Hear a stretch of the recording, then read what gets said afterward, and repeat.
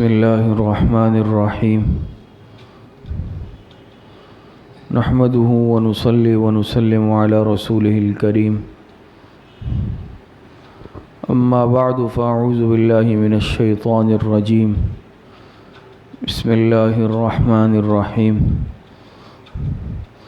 قال اللہ تبارک وتعالی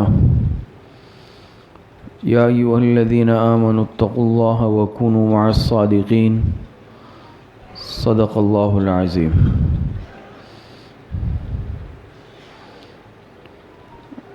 عزیز طلباء، ایک لفظ آپ حضرات نے سنا ہوگا جسے نسبت کہتے ہیں۔ نسبت کے معنی آتے ہیں تعلق کے۔ نسبت کی وجہ سے حکم میں، مقام اور مرتبے میں فرق آتا ہے۔ اگر کسی انسان کی نسبت مبارک چیز سے جڑ جائے وہ انسان قیمتی ہو جاتا ہے،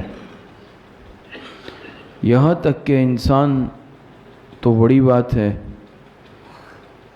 اگر جمادات ہو، غیر ذوی العقول چیز ہو، اس کی بھی اگر نسبت بدل جائے، نسبت اونچی چیز کے ساتھ ہو جائے، بابرکت چیز کے ساتھ ہو جائے، تو وہ چیز خود بھی برکت والی اور نسبت والی ہو جاتی ہے۔ اس کی مثالیں بالکل واضح ہیں اور آپ حضرات کے علم میں بھی شاہد ہوں گی۔ جیسے دو پتھر ہیں مثال کے طور پہ، بلکہ ایک ہی قسم کے دو پتھر ہیں، ایک ہی مزدور نے دونوں کو توڑا ہے، نکالا ہے، ایک ہی جگہ کے دو پتھر ہے۔ ایک پتھر کسی بیت الخلاء میں لا کے لگا دیا گیا، بیت الخلاء کے فرش پر لگا۔ دوسرا پتھر وہ آ کے مسجد کے فرش پہ لگا دیا گیا۔ ایک ہی قسم کا پتھر ہے، ایک ہی جگہ سے نکالا گیا پتھر ہے، ایک ہی مزدور نے دونوں کو نکالا، لیکن ایک کو لا کر کسی بیت الخلاء کے فرش پر لگا دیا گیا، دوسرے کو لا کر مسجد کے فرش پہ لگا دیا گیا۔ اب حکم میں زمین آسمان کا فرق آ گیا نا۔ وہ پتھر جو بیت الخلاء میں لگا، بیت الخلاء کا حصہ بنا، اس کے فرش میں لگا، اس پہ لوگ ننگے پیر جانا بھی شاید پسند نہ کریں، بلکہ لوگ جوتے اور چپل پہن کر جاتے ہیں کہ وہ جگہ ایسی ہے کہیں ایسا نہ ہو پیر گندا ہو جائے، پیر ناپاک ہو جائے، پیروں میں گندگی لگ جائے۔ لیکن وہ پتھر دوسرا جو مسجد کے فرش میں لگا، مسجد میں لگا، لوگ اس پر جوتے سمیت نہیں آتے، گندے پیروں کے ساتھ نہیں آتے، صاف ستھرے پیروں کے ساتھ آتے ہیں، کہیں وہ فرش، وہ زمین، وہ پتھر خراب نہ ہو جائے۔ نماز پڑھتے ہیں، اس پہ سجدے کرتے ہیں۔ دونوں پتھر تھے لیکن دونوں کی قسمت میں زمین آسمان کا فرق آ گیا۔ کیوں؟ ایک پتھر لگا بیت الخلاء میں جو جائے نجاست ہے، دوسرا پتھر لگ گیا اللہ پاک کے گھر میں جو پاکیزہ مقام ہے، جو جائے عبادت ہے۔ تو جگہ کے ساتھ جگہ کی تبدیلی کی وجہ سے دونوں کے مقام اور مرتبے میں بھی زمین آسمان کا فرق آ گیا۔ اسی طرح آپ حضرات مثال لے لیں گتے کی، کاغذ کی۔ ایک گتہ وہ ہے جو عام کسی کتاب کے ساتھ لگا ہوا ہے، اس کو لوگ بے وضو بھی ہاتھ لگاتے ہیں، بلکہ ہو سکتا ہے کہ نجاست اکبر کے ساتھ بھی ہاتھ لگا لیں، بے وضو بھی ہاتھ لگائیں گے، زمین پہ بھی رکھا جائے گا، اس کا اس قدر مقام اور احترام نہیں ہوگا۔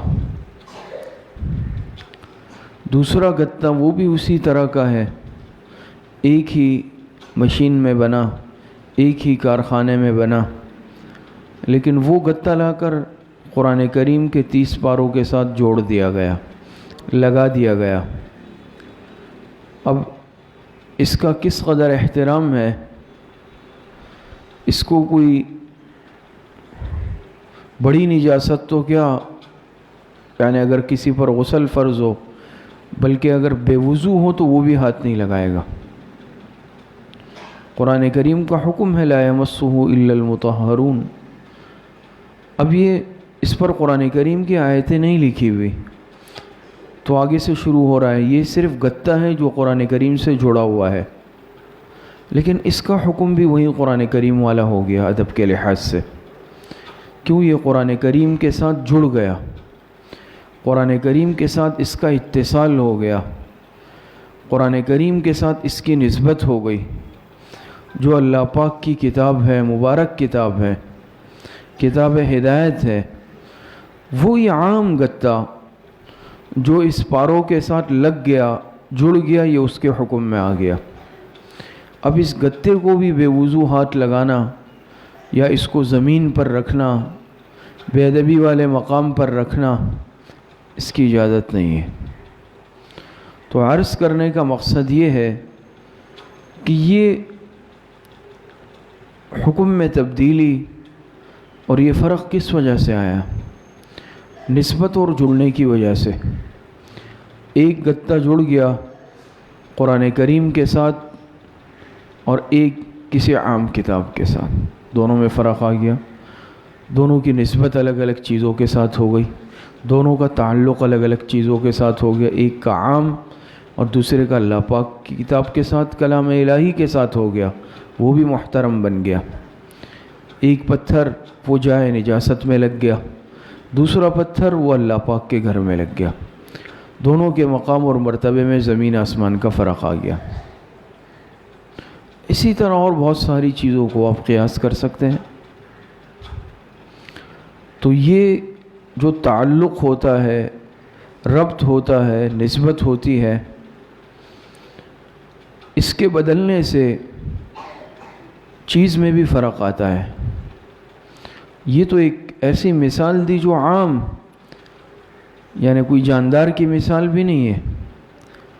پھر انسان جو اشرف المخلوقات ہے،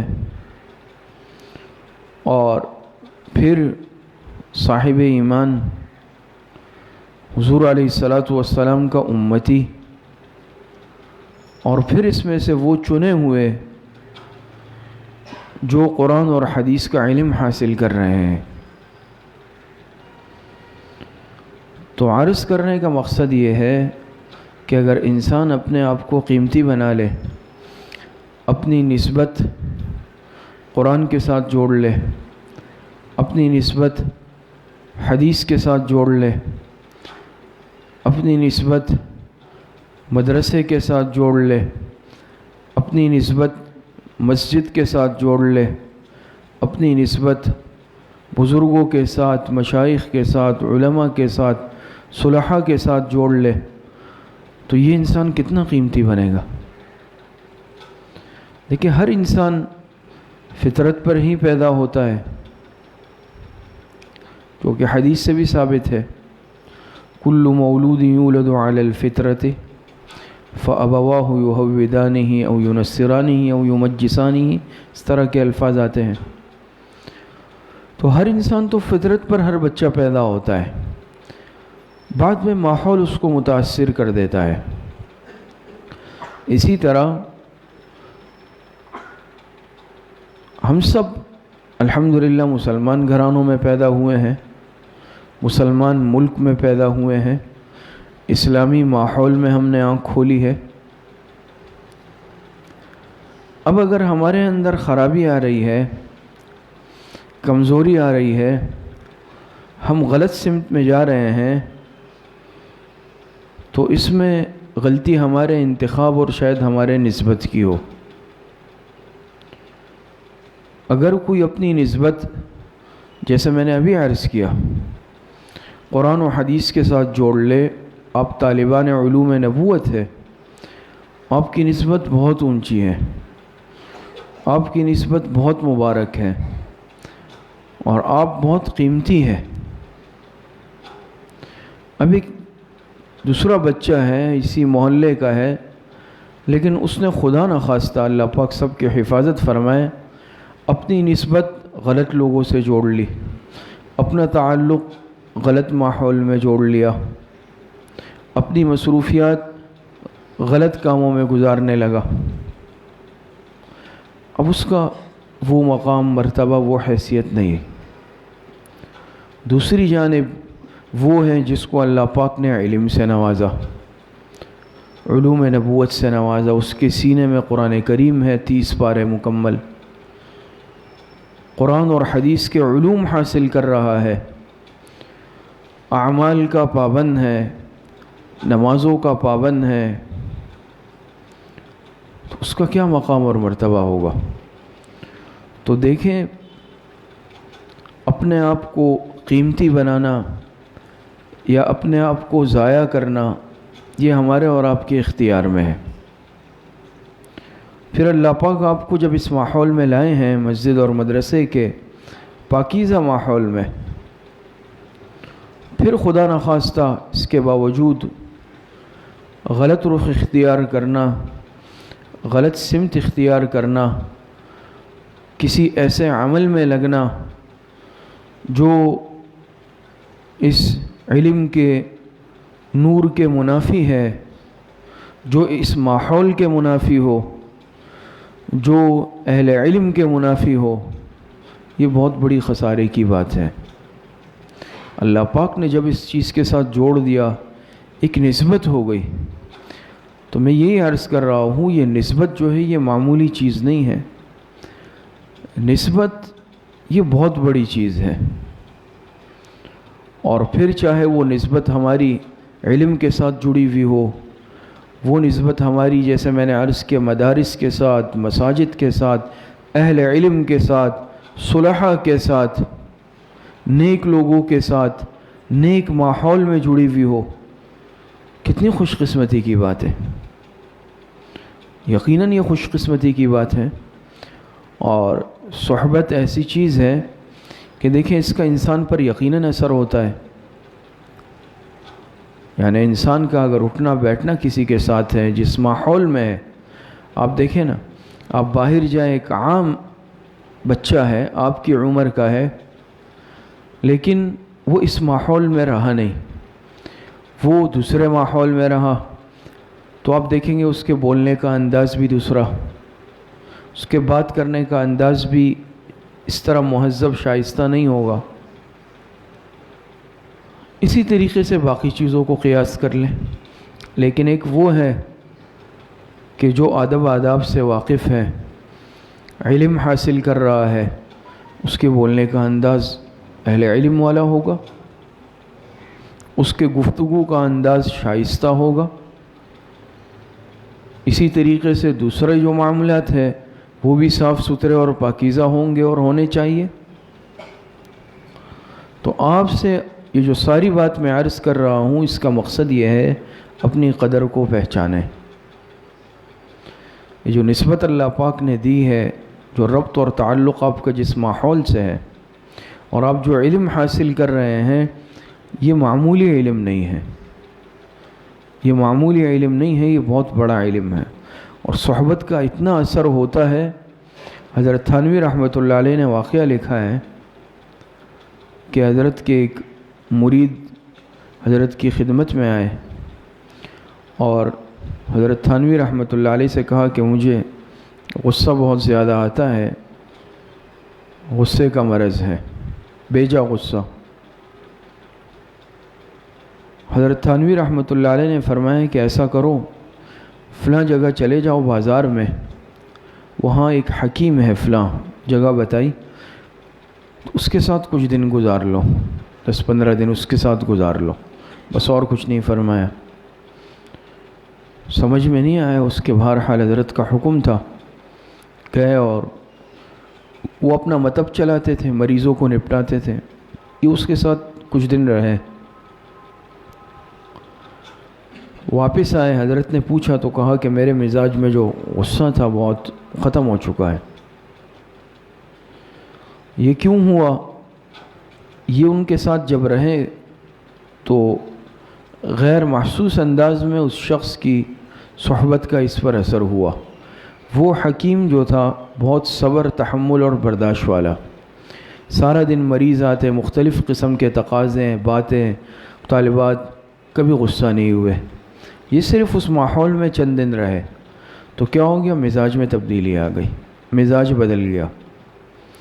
لیکن آج ہم 15 دن کے رہنے سے 10-15 دن کے رہنے سے مزاج میں تبدیلی آ گئی۔ لیکن خدا نخواستہ اگر ہمارے مزاج میں ایک مدرسے میں 5 سال، 6 سال، 8 سال، 10 سال مسجد اور مدرسے کے ماحول میں گزارنے کے باوجود تبدیلی نہیں آ رہی، ہمارے مزاج میں تبدیلی نہیں آئی، ہمارے اخلاق اور کردار میں تبدیلی نہیں آئی، ہمارے بول چال میں تبدیلی نہیں آئی، ہمارے اعمال میں ترقی نہیں ہوئی، تو پھر بہت زیادہ خطرے کی بات ہے۔ تو آپ سے اصل عرض کرنے کا مقصد یہ ہے کہ آپ نے جو راستہ اختیار کیا ہے اس راستے کے، اس نسبت کے اور اس تعلق کے پھر کچھ تقاضے بھی ہوتے ہیں۔ جیسے ہر چیز کے کچھ تقاضے ہیں تو اس کے بھی کچھ تقاضے ہیں۔ آپ عام نہیں ہیں، ایک ہے عام، ایک ہے خاص۔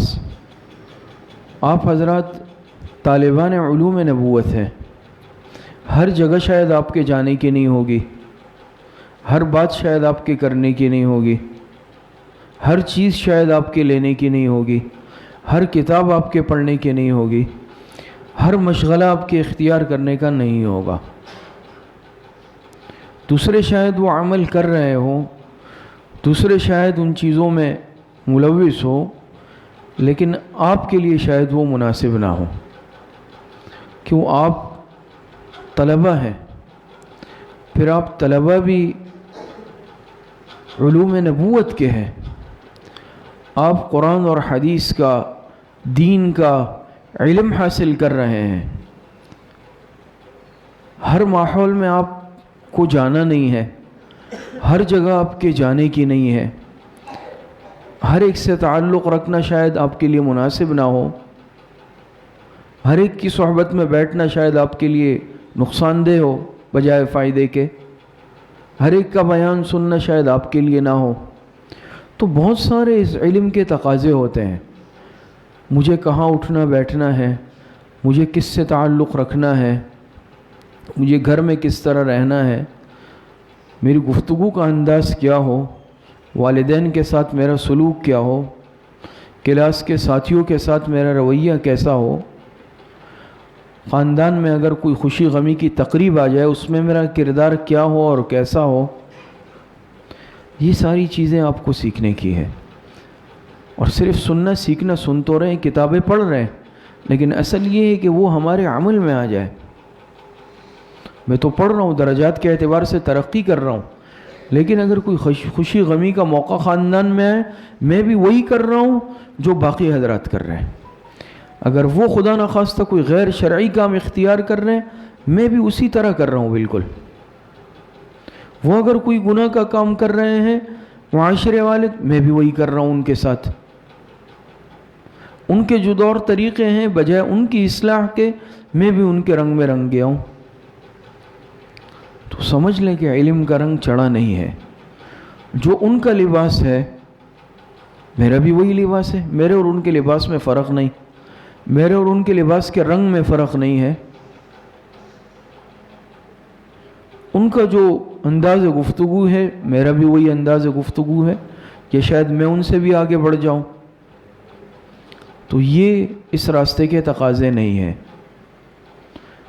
اس راستے کے تقاضے کچھ اور ہیں۔ آپ طالب علم ہیں، آپ علم حاصل کر رہے ہیں، آپ کو بہت سارے معاملات میں محتاط رہنا پڑے گا۔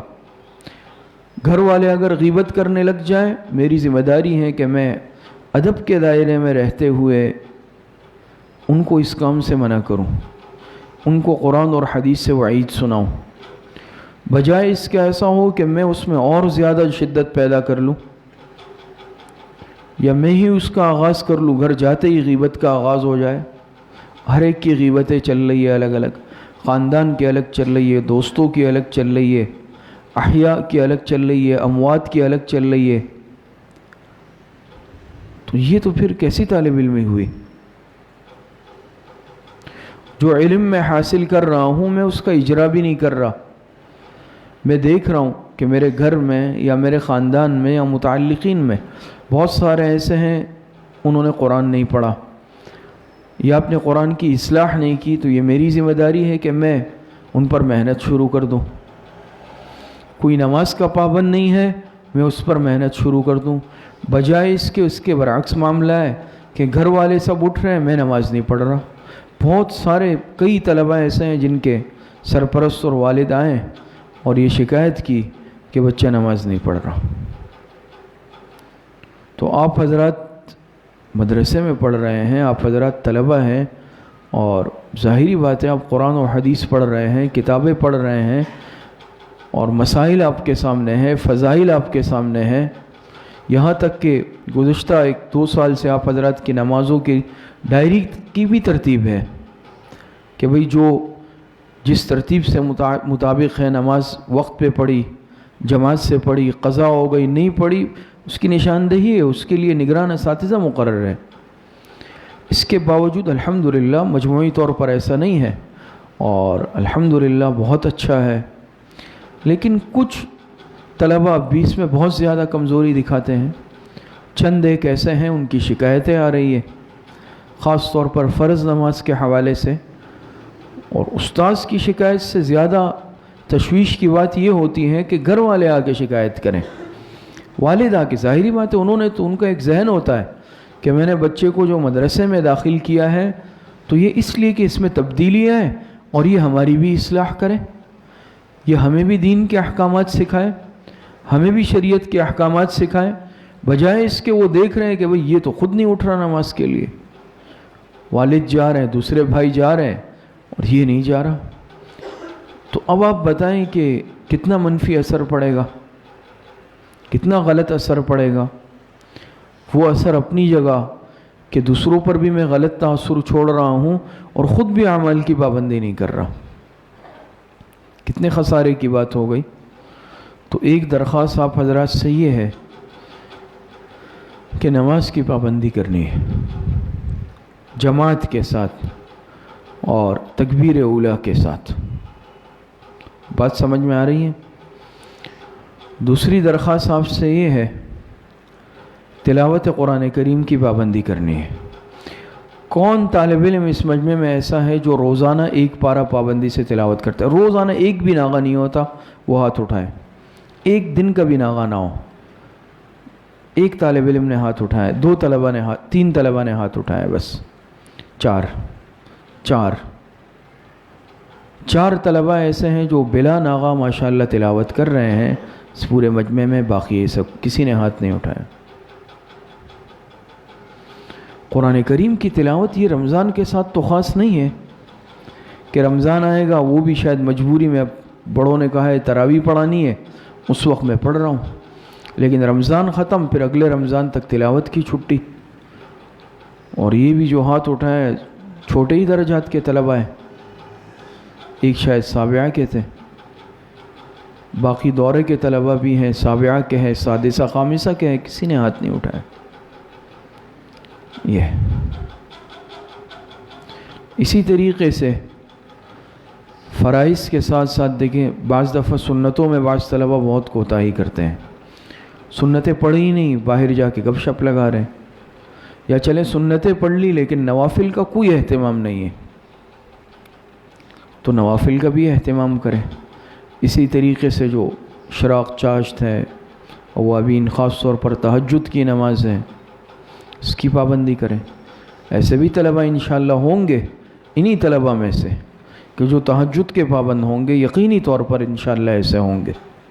لیکن عمومی بھی ہم اپنی اصلاح کی نیت سے عرض کرتے ہیں کہ بھئی اس کی پابندی کریں. اعمال کی جتنی پابندی کریں گے علم میں برکت پیدا ہوگی. اللہ پاک علم کا فیض آپ کا جاری فرما دیں گے. علم کا فیض پوری دنیا میں جاری ہوگا.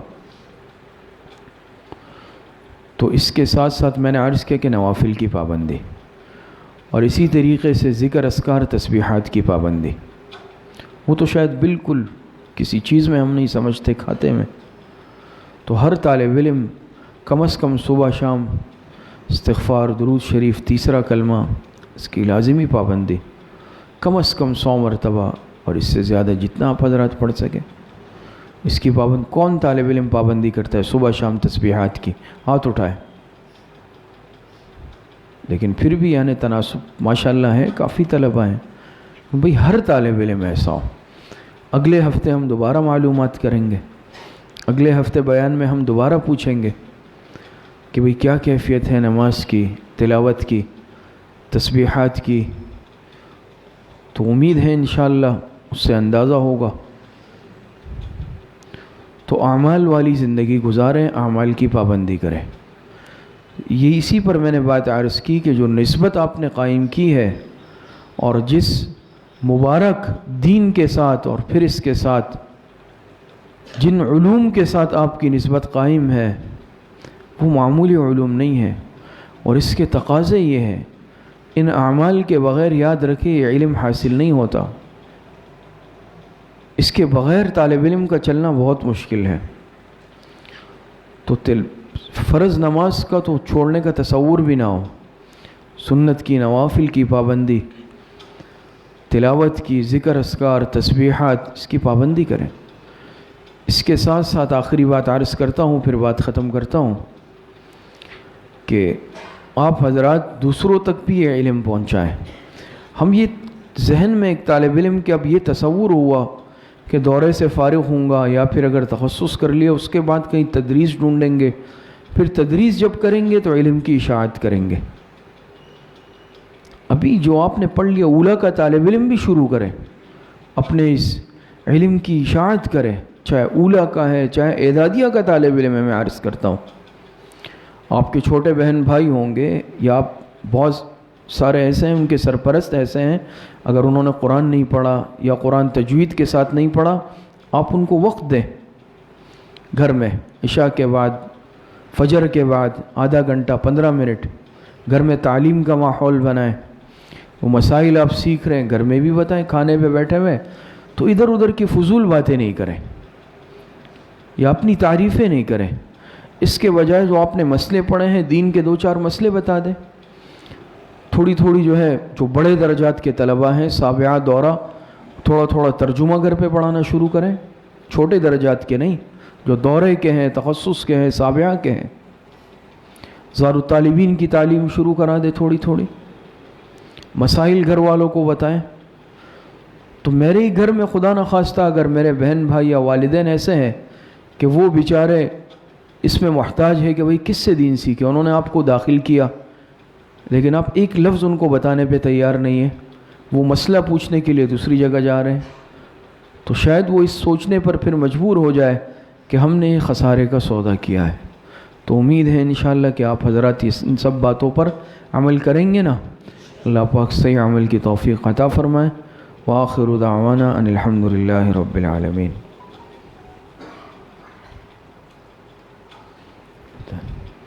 اب انشاءاللہ مختصر وقت کے لیے ختمات شریفہ پڑھے جائیں گے اور مختصر وقت کے لیے ذکر ہوگا، پھر دعا ہوگی.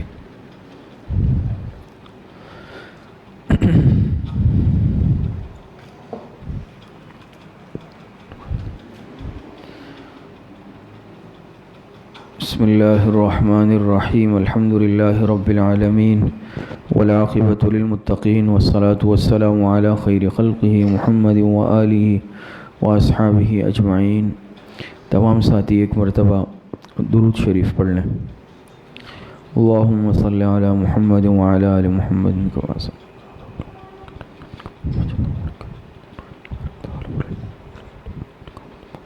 ایک مرتبہ سورہ فاتحہ پڑھ لیں. بسم اللہ الرحمن الرحیم الحمد للہ رب العالمین الرحمن الرحیم مالک یوم الدین.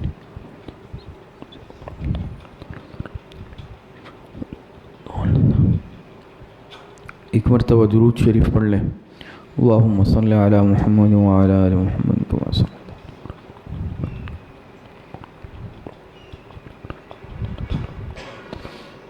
ایک مرتبہ سورہ علم نشرح پڑھ لیں. بسم اللہ الرحمن الرحیم علم نشرح لک صدرک ووضعنا عنک وزرک الذی انقض ظہرک ربک فرحم. ایک مرتبہ سورہ اخلاص پڑھ لیں. بسم اللہ الرحمن الرحیم قل هو اللہ احد اللہ الصمد. ایک مرتبہ سورہ فاتحہ پڑھ لیں.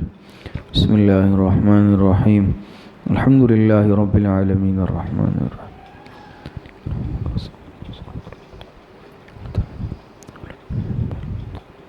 ایک مرتبہ درود شریف پڑھ لیں. اللہم صلی علی محمد وعلی آل محمد کما صلیت.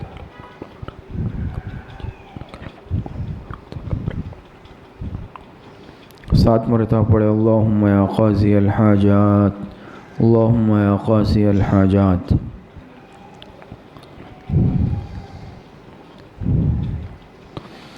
سات مرتبہ پڑھے. اللہم یا کافی المہمات اللہم یا کافی المہمات.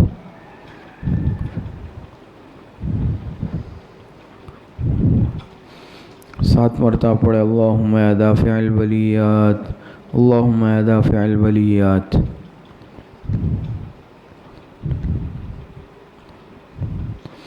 سات مرتبہ پڑھے. اللہم یا شافی الامراض اللہم یا شافی الامراض.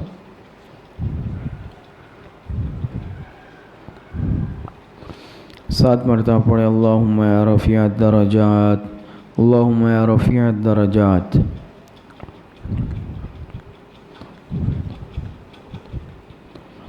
سات مرتبہ پڑھے. اللہم یا مجیب الدعوات اللہم یا مجیب الدعوات.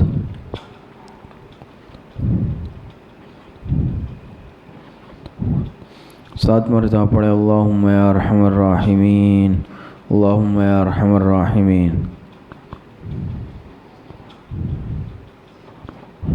ایک مرتبہ درود شریف پڑھ لیں. اللہم صلی علی محمد وعلی آل محمد کما صلیت.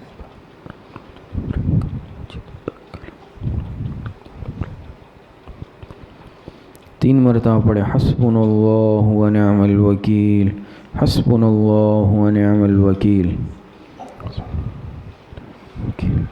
ایک مرتبہ درود شریف پڑھ لیں. اللہم صلی علی محمد وعلی آل محمد.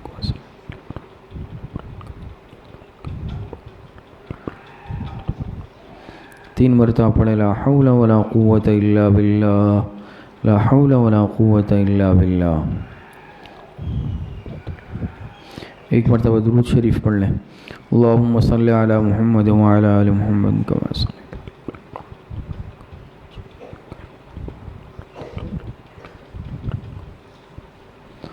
تین مرتبہ پڑھے. واللہ ذو فضل علی المؤمنین واللہ ذو فضل علی المؤمنین. ایک مرتبہ درود شریف پڑھ لیں. اللہم صلی علی محمد وعلی آل محمد کما صلیت.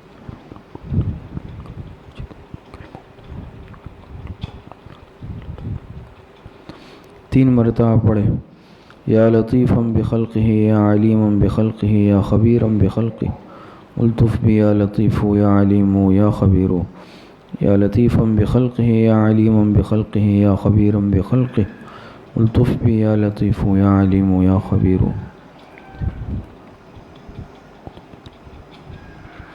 ایک مرتبہ درود شریف پڑھ لیں. اللہم صلی علی محمد وعلی آل محمد کما صلیت.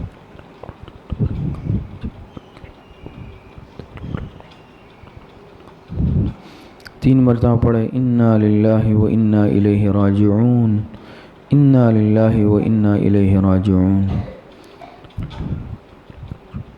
ایک مرتبہ درود شریف پڑھ لیں. اللہم صلی علی محمد وعلی آل محمد کما صلیت.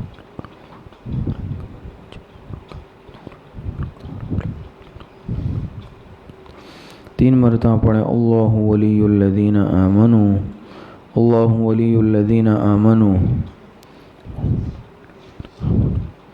1 مرتبہ درود ابراہیمی پڑھ لیں، اللہم صلی علی محمد وعلی آل محمد کما صلیت علی۔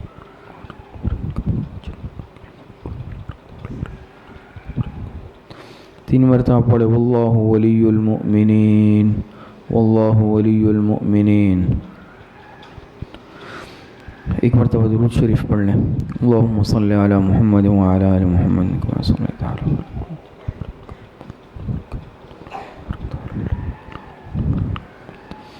3 مرتبہ پڑھیں رب اغفر ورحم وانت خیر الراحمین، رب اغفر ورحم وانت خیر الراحمین۔ 1 مرتبہ درود شریف پڑھ لیں، اللہم صلی علی محمد وعلی آل محمد کما صلیت علی۔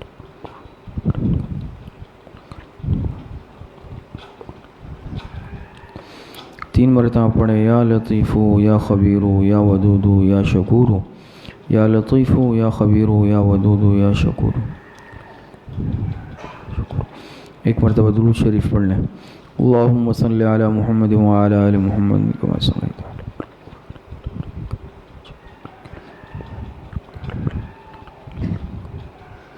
تین مرتبہ پڑھیں واعف عنا واغفر لنا وارحمنا انت مولانا فانصرنا علی القوم الکافرین، واعف عنا واغفر لنا وارحمنا انت مولانا فانصرنا علی القوم الکافرین۔ 1 مرتبہ درود شریف پڑھ لیں، اللہم صلی علی محمد وعلی آل محمد کما صلیت علی ابراہیم۔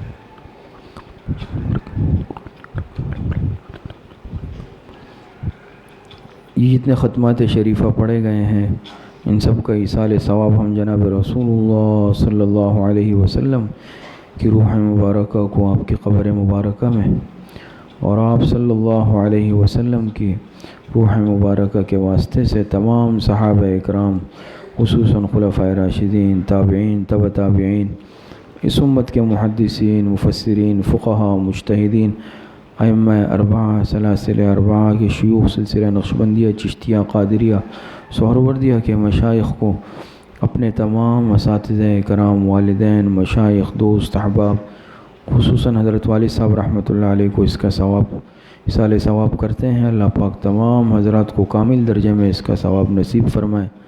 اب کچھ وقت کے لیے انشاءاللہ ذکر کریں گے، ذکر خفی کریں گے۔ تمام ساتھی آنکھوں کو بند کر لے، سر کو جھکا لے، زبان کو تالو سے لگا لے، دل کی طرف متوجہ ہو جائے اور یہ تصور کریں اللہ رب العزت کی بارگاہ سے انوارات، فیوزات، برکات میرے دل پر اتر رہے ہیں، میرے دل میں سما رہے ہیں، اور اس کی برکت سے میرے دل سے گناہوں کا زنگ، ظلمات، میل کچیل دور ہو رہا ہے، اور میرا دل کہہ رہا ہے اللہ اللہ اللہ۔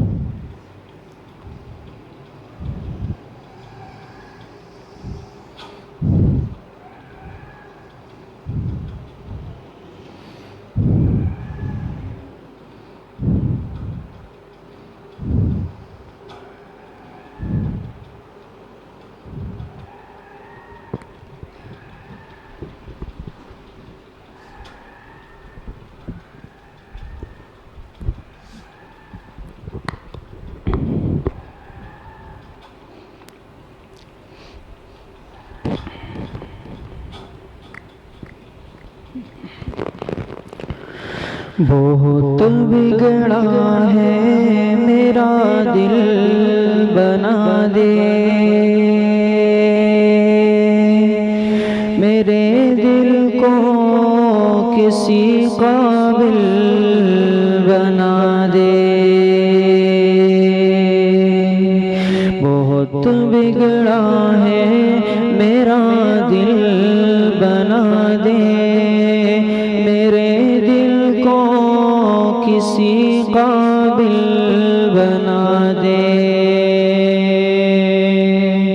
اسے دنیا نے گھیرا ہے خدایا،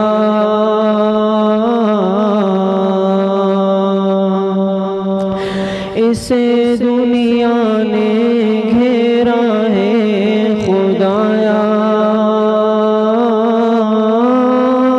تو اپنے ذکر کا شاغل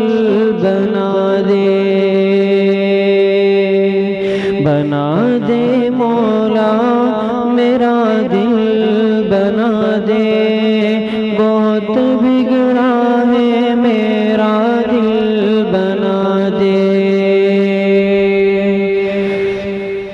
پھنسا ہے دل دلے عصیاں کے اندر پھنسا ہے دل دلے عصیاں کے اندر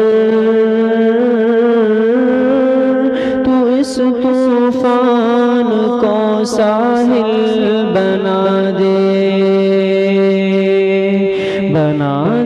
مولا میرا دل بنا دے بہت بگڑا ہے میرا دل بنا دے ہوا ہے نفس امارہ کے تابع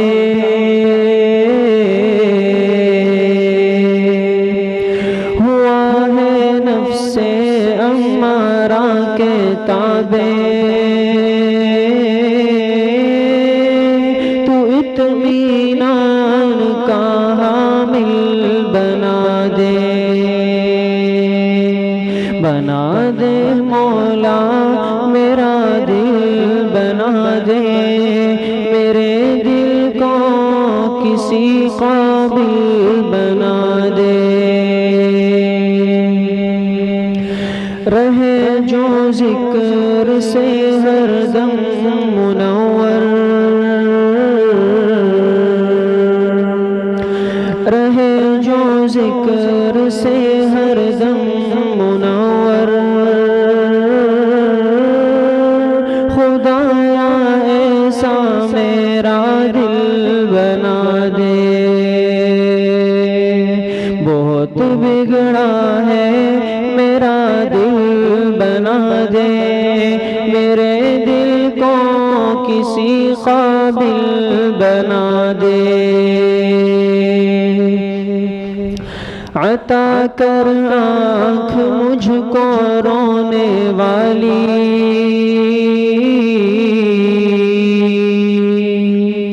عطا کر آنکھ مجھ کو رونے والی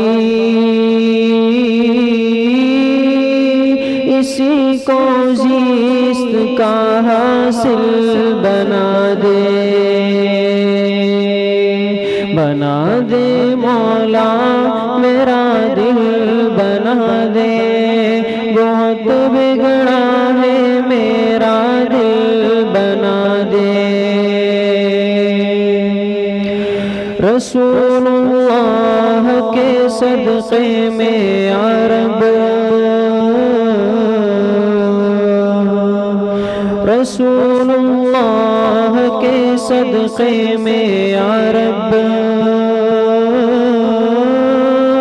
ہمیں فردوس کے قابل بنا دے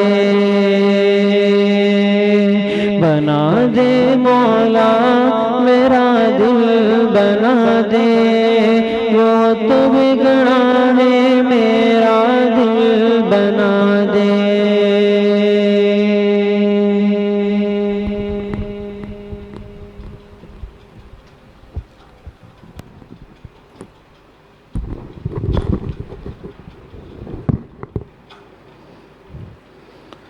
الحمد لله رب العالمين والعاقبة للمتقين الصلاة والسلام على خير خلقه محمد وآله وأصحابه أجمعين ربنا ظلمنا أنفسنا وإن لم تغفر لنا وترحمنا لنكونن من الخاسرين اے اللہ ہمارے صغیرہ کبیرہ ظاہراً باطناً چھوٹے بڑے ہر طرح کے گناہوں کو معاف فرما دے لغزش کوتاہیاں ہوئی گناہ کیے ہیں توبہ تائب ہوتے ہیں اے اللہ ہماری توبہ کو قبول فرما لے جتنے پریشان حال ہے جس قسم کی پریشانی میں مبتلا ہے اے اللہ سب کی پریشانیوں کو ختم فرما دے جتنے بیمار ہیں گھروں میں ہیں اسپتالوں میں ہیں جسمانی بیمار ہے روحانی بیمار ہے اللہ سب کو صحت کاملہ عاجلہ عطا فرما دے جتنے اموات المؤمنین دنیا سے جا چکے ہیں اللہ سب کی مغفرت فرما دے. وصلی اللہ وسلم علی نبینا محمد وآلہ واصحابہ اجمعین برحمتک یا ارحم.